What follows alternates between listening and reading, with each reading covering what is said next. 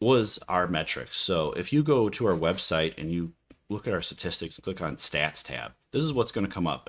Again, we try to be very transparent in the industry about how we work and what our statistics are. So you can see data offloaded, users served, unique sessions, identity providers, just say that's carriers that are here in the US. This is US focused dashboard. We may put up another one too that's more globally focused. We have, just a little under 1,200 locations and 4,700 radios here that we work with. We also see the growth over time. We expect this to get much bigger. We're still a fraction of the size we think we could be, and we're growing it. As you can see, the rate we're growing here, it's quite a curve.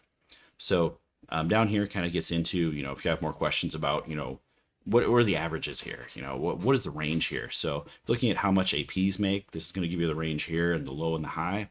How much is a location going to make? Again, this gives you a range on the low and the high.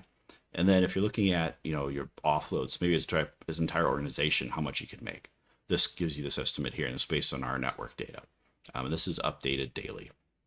We also here, there's some other stats here for those who want to dive in here.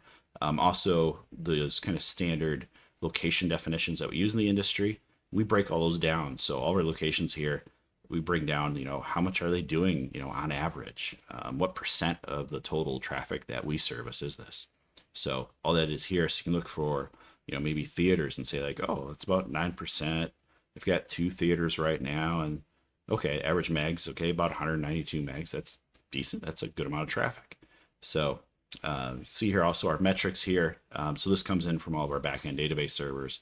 How are we doing over the last 7 days and 30 days? And again, there's a lot of info here. I'm not going to go through everything that's here, but this is updated daily and lets you know kind of how is it doing and really get an idea again, like what is the range that's normal? What does normal look like?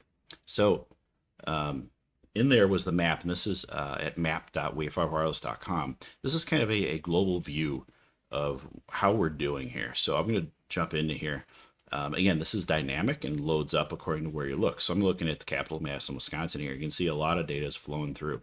This circle just means it's an anonymized group of APs because there's so many here, just throwing them together. So we've got a lot of gigs flowing through here. And we are international. Again, most of the organizations that we work with are North American based, so US, Mexico, but we're in Hawaii too. We got some APs there. We're in the middle of the Atlantic. So we got, 0.3 gigs there.